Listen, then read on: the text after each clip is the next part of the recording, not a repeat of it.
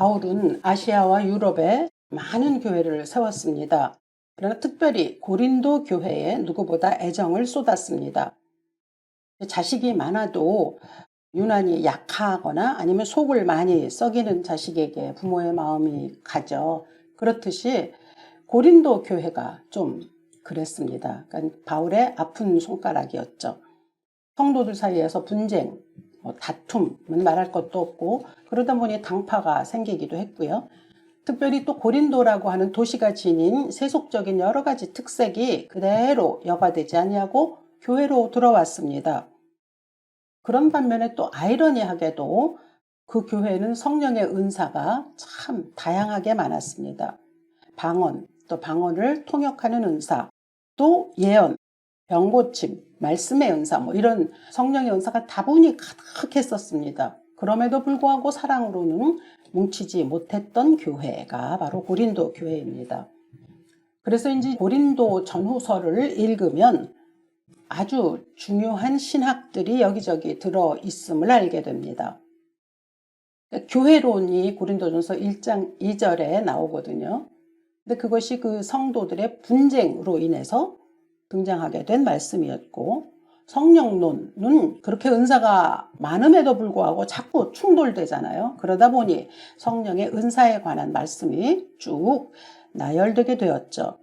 그런가 하면 십자가를 부끄러워하는 사람들이 있었기 때문에 기독론이 또 생기기도 했고, 그런가 하면 은사가 그렇게도 많지만 사랑이 부족했거든요. 그래서 고린도전서 13장, 소위 사랑장이라고 하는 말씀이 쓰이기도 했다고 이제 그렇게 보여집니다. 그런가 하면 부활을 의심하는 사람들이 또 많았거든요.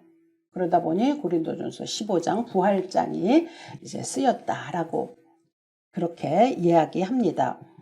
고린도 교회의 문제, 그리고 성도들이 가지고 있는 많은 문제들이 그대로 드러나 있기 때문에 그들의 신앙, 그들의 삶과 연결되어 있거든요. 그러니까 신학이라고 하는 것이 얼핏 생각하면 공중에 떠 있는 것 같은 그런 느낌을 자아내는데, 그러나 고린도 교회는 그러한 많은 성도들의 개인의 신앙과 이런 문제들이 다 엮여 있었기 때문에 어쩌면 그렇게 문제가 많은 그 교회를 하나님께서 그 혼란 가운데 교회의 본질을 오히려 더 깊게 드러내신 셈이 되겠습니다. 제가 이 비유는 사실 자주 드렸었던 것 같은데요. 오케스트라의 연주가 시작되기 전에는 각 사람들이 악기를 조율하느라고 굉장히 시끄러운 소리를 냅니다. 예, 들어보셨죠? 전부 따로 자기의 소리를 내다 보니까 정말 귀가 아프죠. 그런데 지휘자가 등장하는 순간에 그 제각각의 소리는 이제 하나의 음악이 되지 않습니까? 그러니까 악기가 다 같은 소리를 내는 건 아니잖아요. 그리고 맡은 역할도 분명히 다릅니다. 그런데 그래서 각자 그렇게 소리를 내다가도 지휘자가 나오면 그때부터 그 지휘자는 그 각기 다름을 하나로 만들어서 아름다운 조화를 이루어내는 순간 참 근사한 하모니를 가진 음악으로 만들어내는 것이죠. 교회도 그렇습니다. 고린도 교회는 저마다의 악기로 막 하고 시끄러운 소리를 내는 것과 다르지 않았습니다. 보면 그렇습니다. 우리도 가끔 가다 보면 특별히 좀 방언의 은사나 또 특별한 어떤 병고침의 은사를 받은 사람들이 조용하게 조용히 행하기보다는 마구 그걸 드러내는 경우가 많거든요. 예, 그냥 그것이 별로 그렇게 좋아 보이지 않거든요. 근데 고린도 교회가 그랬단 말입니다. 그러니까 바울이 교회란 완벽하게 어떤 마음에 맞는 사람들끼리 모여있는 공동체가 아니다. 다 다른 사람, 그럼요, 배경도 틀리고 학벌도 틀리고 성격도 틀리고 이런 사람들끼리 다 모여있지만 하나님 안에서 아름다운 하모니를 만들어내는 그러한 공동체이다 라고 하는 것을 가르쳤습니다. 그걸 가르치느라고 바울이 고린도 전후서를 써낸 거죠. 그래서 이런 이야기 저런 이야기로 다 그들을 정말 가르치다가 오늘 본문은 이제 고린도 후서 가장 마지막입니다. 마지막에 이와 같이 전합니다. 마지막으로 말하노니 형제들아 기뻐하라. 온전하게 되며 위로를 받으며 마음을 같이하여 평안할지어다. 또 사랑과 평강의 하나님이 너희와 함께 계시리라. 거룩하게 입맞춤으로 서로 문안하느니라. 그 많은 이야기들을 공동체에 전하고 난 후에 이제 마지막으로 전한 이야기거든요. 그러니까 다투고 막 싸우고 막 하고 이제 막 정말 혼란 속에 있는 성도들에게 정말 이 말만큼은 들어줬으면 좋겠다라고 하는 간절한 소망이 들어있는 문구 같았습니다. 지난주에 드라마가 하나 끝났는데요. 모두가 자신의 무가치함과 싸우고 있다라고 하는 극이었는데 저는 무척 재미있게 보았습니다. 겉으로는 멀쩡해 보입니다. 그런데 사람들은 끊임없이 누가 더 글을 잘 쓰는가, 누가 더 뛰어난가, 또 영화 감독 이야기이기도 하거든요. 누가 더 영화를 잘 만드는가 하면서 이제 자기 존재를 증명하며 살아가고자 하는 군상들의 모습을 보여주었던 드라마죠. 그러니까 세상에선 돈, 또 인정, 성공, 그리고 그래야 또 괜찮은 사람처럼 보이잖아요. 그런 것들이 가치가 되어 있죠. 그러니까 이 드라마의 제목처럼 맨 밑바닥에는 나는 가치가 있는 사람인가? 라고 하는 불안감이 깔려 있다는 것을 여실히 보여주었습니다. 그렇죠. 우리 사실 그렇잖아요. 조금만 무시당해도 흔들리죠. 또 비교당하면 무너집니다. 관계 속에서 우리 자신을, 나 자신을 방어하려고만 했던 것, 이런 것들을 보여주는 드라마거든요. 근데 그 드라마는 12부작이었는데 마지막은 꽤 희망적인 엔딩을 보여주었습니다. 근데 그걸 보면서 그래 누가 더 뛰어난가가 그렇게까지 시끄러울 일이었어? 라고 하는 것을 생각나게 한다는 거죠. 예, 저는 그랬습니다. 그러니까 지지고 볶으며 살았던 그 사람들이 결국은 우리가 다 함께 하고 있는 공동체다라고 하는 것에서 웃으면서 드라마가 끝나거든요. 그렇게 함께 하면서 서로 따뜻하게 또 위로해주면서 살아갈 수 있었다면 그동안에는 왜 그렇게 정말 처절하게 다투었을까라고 하는 것을 생각하게 하는 거죠. 그러니까 어쩌면 고린도 교회 성도들도 자신의 은사를 자랑하고 또 내가 더 뛰어나다는 걸 얘기하고 또 저 사람을 내 편으로 끌어들어서 나를 좀 이렇게 방어하려고 했었던 것들도 사실 인간이 가지고 있는 자신의 무가치함과 싸우고 있었던 것이겠다라고 하는 그런 걸 생각해 봅니다. 바울이 지금 여기서 11절에서 마지막으로 남긴 이 말은 사실 서로 비난하지 말고 그냥 착하게 살아라고 하는 그러한 권면은 아닙니다. 왜냐하면 이제 그것이 13절에 등장하는 말씀하고도 연결이 되어 있기 때문입니다. 그러니까 여기서 바울은 11절에서는 너희가 스스로 더 이상의 자기 가치를 자신이 증명하려고 애쓸 필요 없다. 너희는 이미 하나님이 너희에게 가치를 부여한 사람들이다. 그러니 너희 가치를 중요시 여기시는 하나님의 은혜 안에서 살아가라 라고 하는 뭔가 강력한 초대라고 할 수 있습니다. 하나님 안에서, 하나님의 은혜 안에서 함께 살아가라 라고 하는 거죠. 예, 근데 이게 하나님 은혜 안에서 함께 살아가라 라고 하는 것이 바울이 이야기하고 있는 것은 13절에 초점이 있습니다만 그 이전에 먼저 함께 살아감으로써 우리에게 주어지는 수많은 유익 가운데 기쁨이 있다고 바울은 전하죠. 사실 그렇습니다. 사람이 좋은 일이 있다고 해서만 기쁜 것은 아닌 것 같더라고요. 요즘 재미있는 일 얼마나 많이 있습니까? 그렇지만 기쁨이 줄었다고 그렇게 전해집니다. 왜냐하면 기쁨은 소비가 아닌 관계에서 발생되기 때문입니다. 그리고 또 그 이어서 바울은 온전함을 이야기하거든요. 근데 여기서 온전함이라고 하는 단어, 그 단어는 그물을, 그러니까 찢어진 그물을 수선할 때 쓰는 단어라고 합니다. 그러니까 그물이 찢어졌을 때 그것을 꿰매는 것, 그것을 온전함이라고 하는 단어로 바울이 표시를 했는데 사실 고린도 교회는 찢어진 데가 한두 군데가 아니지 않습니까? 게다가 그 안에 있는 성도들 역시 심령이 찢어진 곳이 너무 많죠. 근데 여기서 온전하라고 하는 것은 도대체 어디가 뜯어졌나, 어디가 꿰매야 할 곳인가를 알아보라라고 하는 거죠. 그걸 알아보고 그것을 뜯어진 데를 꿰매주는 것만큼 삶이 따뜻한 건 없지 않습니까? 요즘 세상도 그렇습니다. 요즘 사람들은 굉장히 판단은 빨리 하죠. 예, 그리고 조언을 하기도 하죠. 지적을 하기도 합니다. 그러나 상대방의 이야기를 오래 들어주지는 않는 것 같습니다. 그러니까 뜯어진 것을 발견하는 눈도 필요하지만 그러나 꿰매어줄 눈이 필요한 시대라고 그렇게 여겨집니다. 살다 보면요. 사실 상대방하고 함께 있을 때 그 사람이 100% 우리의 말을 이해하지는 못합니다. 그 커뮤니케이션에서도 나오지 않습니까? 사람이 이야기하고 있는 것이 그대로 상대방에게 전달되지 않거든요. 그렇지만 그럼에도 불구하고 내 이야기에 귀를 기울여 줄 수 있는 사람이 있다는 것은 참으로 복되고 아름다운 일입니다. 그리고 우리가 무엇인가를 이야기하고 나면 마음이 좀 편해지거든요. 그때 또 우리에게 하나님께서 그 관계 속에서 그 아름다운 그 안에서 우리에게 평강도 평안도 허락하시지 않습니까? 예, 그러니까 혼자 버틴다고 뭐가 다 되는 건 아닙니다. 혼자 견디는 삶이 많아지면 많아질수록 무척 메말라집니다. 그러니까 누군가라도 괜찮다라고 하는 한마디를 줄 때 다시 숨이 쉬어지죠. 예, 그렇습니다. 인간의 우리의 삶 속에서 일어나고 있는 수많은 일들 속에도 이럴진데 우리가 믿음이 다른 것 아니거든요. 신앙 역시 혼자 버티는 기술이 아닙니다. 가끔가다 그런 분들이 있거든요. 나 혼자 하나님과 관계를 가지고 내가 하나님과 독대하는 신앙을 가지면 되지. 그런데 예, 그렇지 않습니다. 함께 살아가는 은혜 속에서 믿음도 성장합니다.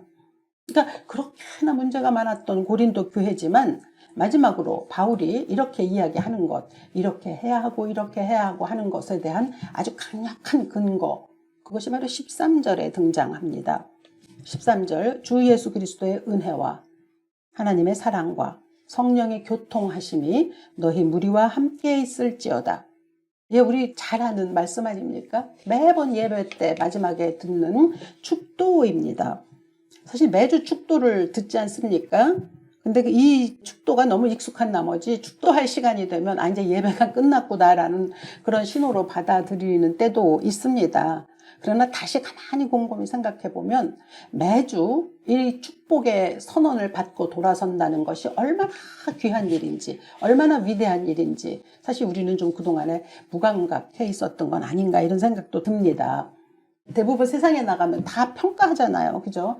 잘하고 있는지, 뭐 부족한 건 없는지, 성공은 좀 하고 있는지, 뭐 또 쓸모가 있는지, 뭐 이런 것들이 많은 세상 속에서 근데 그리스도인들은 교회에 오면 매주 하나님이 우리를 축복하십니다. 선언하시는 거 아닙니까? 그리고 우리를 그 축복을 가지고 세상으로 나아가라고 격려해 주십니다. 그래서 어떤 교회에서는 예배 끝난 후에 축도를 할 때는 성도들이 일어나서 문 쪽으로 향하여서 이제 방향을 돌린다고 합니다. 그러니까 축도를 듣고 그 축도를 자신의 것으로 받아서 그리고 세상으로 나가서 그렇게 축복받은 자의 통로가 되라라고 하는 의미를 상징적으로 담아서 이제 그렇게 한다고도 합니다. 꽤 일리가 있는 말씀이죠. 아무튼 우리는 그렇게 엄청난 축복을 매 예배 때마다 하나님으로부터 받습니다. 주 예수 그리스도의 은혜가 너와 함께 있을 것이다. 하나님의 사랑이 너를 축복할 것이다. 성령께서 붙들어 주실 것이다. 라고 하는 그 놀라우신 축복인 것이죠. 그런데 이 축복이라고 하는 것은 사실 원형이 구약 민수기에 있습니다. 민수기 6장 24절로부터 26절까지입니다. 여호와는 내게 복을 주시고 너를 지키시기를 원하며 여호와는 그의 얼굴을 내게 비추사 은혜 베푸시기를 원하며 여호와는 그 얼굴을 내게로 향하여 드사 평강 주시기를 원하노라 할지니라. 예, 이스라엘 백성들이 그때 거한 곳 광야이지 않습니까?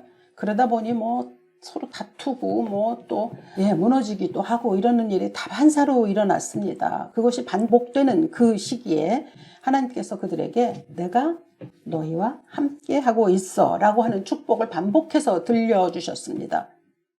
여호와는 그러니까 당신의 얼굴을 너희에게로 비추고 계시다. 여호와는 그 얼굴을 네게로 향하여 계시다 라고 하는 그 은혜죠.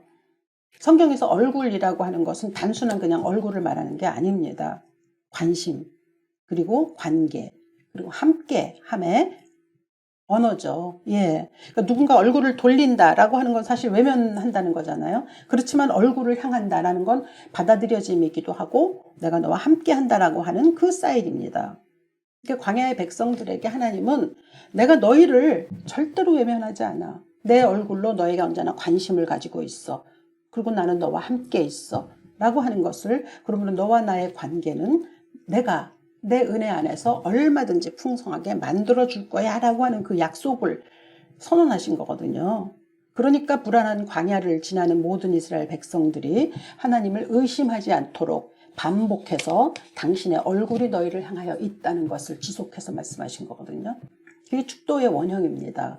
근데 그것이 이제 신약으로 건너와서 오늘 고린도 후서 13장 13절에서는 바뀌었죠. 바뀌었다기보다는 좀 더 선명하고 구체적으로 그 축복의 선언이 어떤 것인지를 보여주는 거죠. 그러니까 구약에서는 하나님의 얼굴을 우리에게로 향하여 계시다라고 하는 그 말씀으로 임하셨다면 신약에서는 그 하나님이 이제 어떻게 너와 함께 하시는가가 보여지는 그러한 분명한 말씀인 것입니다. 그러니까 하나님의 얼굴이 어떻게 보여지느냐? 그걸 오늘 본문이 말씀하죠. 주 예수 그리스도의 은혜로 하나님이 죄인인 우리에게 다가오셨다는 거죠. 하나님은 우리를 끝까지 사랑하신다. 그래서 결코 포기하지 않으신다. 그래서 하나님의 사랑하심입니다. 우리 하나님의 지극하신 또는 극진하신 사랑이라고 맨날 그냥 수사적으로 그렇게 말하지만 사실 그 안에 그런 의미가 들어 있습니다. 그리고 성령의 감동감화 역사하심, 교통하심, 이 모든 것을 가능하게 하시는 이는 성령님이시거든요. 그런데 그것이 우리 교회 공동체 안에서 함께 살아날 수 있도록 만들어주신다라고 하는 놀라운 축복의 선언인 거죠. 지금도 우리 곁에 머물러 계심을 우리가 믿을 수 있게 하시는 이는 성령님이시거든요. 그러니까 민수기의 그 축도가 하나님의 얼굴이 하나님이 너와 지금 함께하고 계셔. 그렇다면 이것이 고린도 후서의 축도에서는 하나님은 성부의 하나님, 성자의 하나님, 성령의 하나님으로 너와 함께 하고 계셔 라고 하는 것을 보여주시는 그러한 말씀인 거죠. 그러니까 성부, 성자, 삼위 하나님, 우리가 보통 삼위일체라고 하지 않습니까? 이것은 하나님이 우리와 함께 하시는 방식, 을 표현하는 단어이자 신앙 고백입니다. 그럼요. 하나님이 우리와 함께 하시는 방식이 삼위일체로 고백된 거죠. 제가 오늘 설교 제목을 함께 있을 때 살아나는 것들이라고 했습니다. 이것은 그냥 단순히 어떤 인문학적인 표현을 잘하고 싶어서 쓴 말은 아니고요. 삼위일체 라고 하는 이 오늘 본문에 주어진 말씀, 그리고 또 특별히 오늘은 교회력으로는 삼위일체 주일로 지킵니다. 그래서 그곳에서부터 따온 설교 제목입니다. 사실 우리 일상의 삶에서도 그렇잖아요. 혼자 밥 먹으면 대충 먹습니다. 그냥 물에 말아서 먹어버리기도 하고 그러지 않습니까? 그렇지만 누군가가 함께 하는 밥을 먹을 때는 웃음이 있죠. 다릅니다. 혼자 아파서 또 견딜 때 굉장히 힘들거든요. 외롭거든요. 그러나 누군가 옆에서 괜찮다고 버틸 수 있는 힘, 손을 내밀어주면 엄청난 위로가 되면서 또 다시 일어서지 않습니까? 예, 인간은 그렇게 혼자 완성될 수 없는 존재인 거죠. 사람들과 함께 하는 그 공동체 속에서 살아나는 존재입니다. 근데 그것은 무엇 때문이냐면 하나님이 원래 그런 존재이기 때문인 거죠. 우리를 만드신 하나님은 절대로 당신이 혼자 고독한 절대자로 계시지 않습니다. 사랑이 본질이신 하나님이시라고 요한일서 말씀하시지 않습니까? 사랑은 혼자 할 수 있는 것이 아니거든요. 예, 그럼요. 하나님은 성부, 성자, 성령 하나님의 영원 전부터 태초부터 함께 계시면서 사랑과 교통하셨습니다. 그들 사이에서, 그럼요. 하나님 사이에서 그렇게 살아오셨습니다. 그래서 하나님이 당신의 형상대로 지으심을 입은 우리 역시 그 사랑의 관계 속에서 살아나도록 그렇게 만드셨습니다. 그래서 그것이 없으면 우리는 살아가기가 어려운 존재가 되는 거죠. 그러니까 함께하는 존재가 우리에게 있을 때 우리는 살아날 수 있는 존재가 된다라는 이 말씀입니다.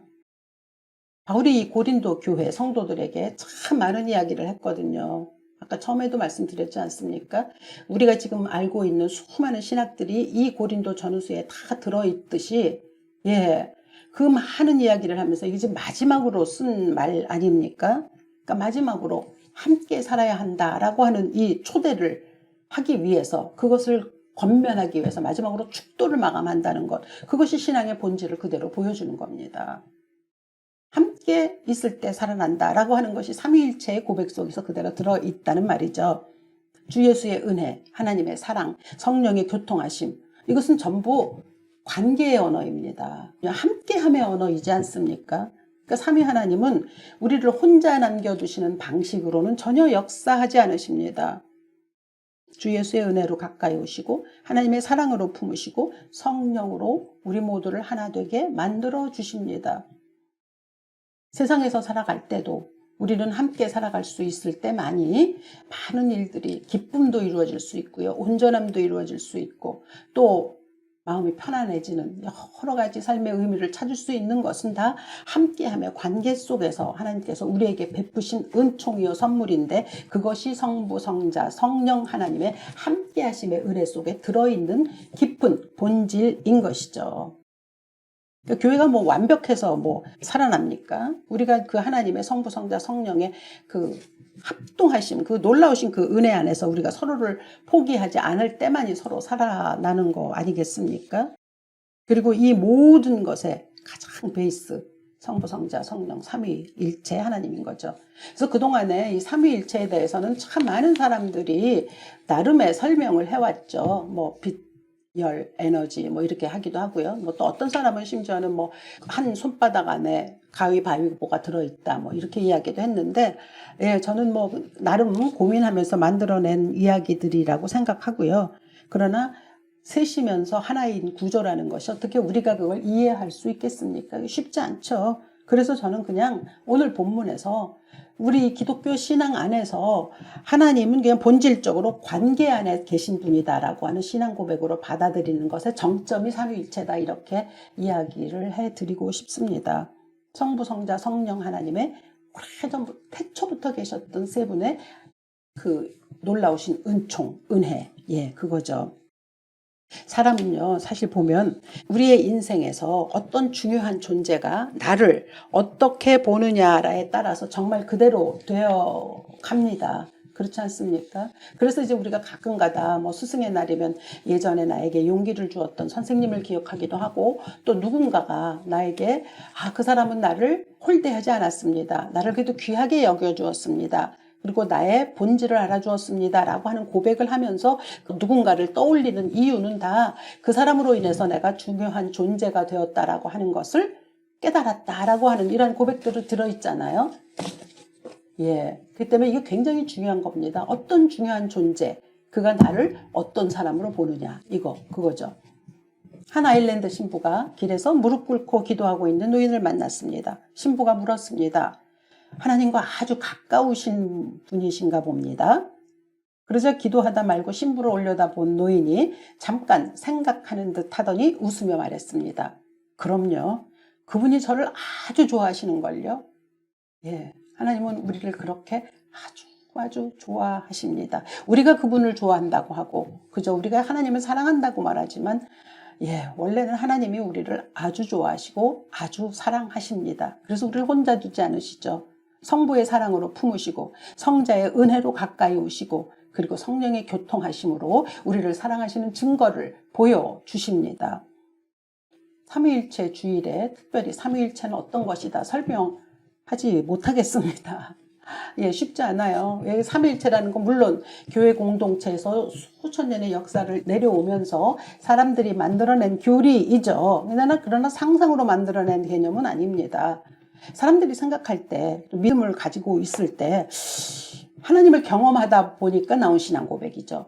왜 예수님에게선 하나님이 느껴지지? 왜 성령께서는 사람을 변화시키는 것이지? 왜 하나님은 끊임없이 우리를 관계 안으로 부르시는 거지? 이런 고민들과 의문들과 질문들 속에서 사람들이 만들어낸, 그죠? 그 자기들이 그렇게 질문들 속에서 경험한 하나님의 방식이 바로 삼위일체인 것이죠.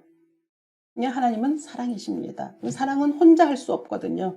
그래서 삼위일체 하나님은 성부 하나님, 성자를 사랑하셨죠. 성자 예수님은 성부 하나님을 영화롭게 만들었습니다. 그리고 성령님은 그 사랑 안에서 모든 것을 역사하실 수 있도록 움직이셨습니다. 그 은혜가 우리에게 그대로 주어졌기 때문에 우리 역시 성부, 성자, 성령 하나님의 은혜로 살아가며 그 안에서 서로 함께 살아갈 때 우리의 생명도 살아나고 관계도 살아나고 모든 것이 살아날 수 있는 거죠. 하나님의 형상대로 지으심을 입었기 때문에 그 길 외에는 없습니다. 그러니 혼자 살아남으려고 애쓰지 마십시오.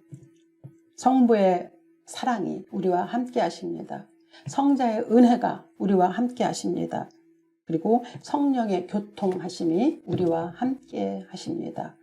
그 놀라우신 은혜, 그 위대하신 놀라우신 하나님의 그 충만함, 그 은혜가 오늘 저와 여러분에게 가득하기를 이 아침 주 예수의 이름으로 축복합니다. 축원합니다. 살아계신 아버지 감사합니다. 삼위일체 주일을 맞아서 이 어려운 교리를 참 우리가 이해하기 어렵습니다. 주여, 그저 성부 하나님의 사랑, 성자 예수님의 은혜, 그리고 성령 하나님의 교통하심이 우리에게 있음으로 인하여 우리가 그 하나님의 사랑 안에서 살아갈 수 있게 하신 것을 감사하고, 그것이 우리 공동체 안에서 그대로 이루어질 수 있도록 축복하여 주시기만을 기도할 뿐입니다. 주여, 임하시사 온전한 주의 능력으로 우리 모두를 충만케 하옵소서. 감사드리며 거룩하신 주 예수 이름으로 기도합니다. 아멘.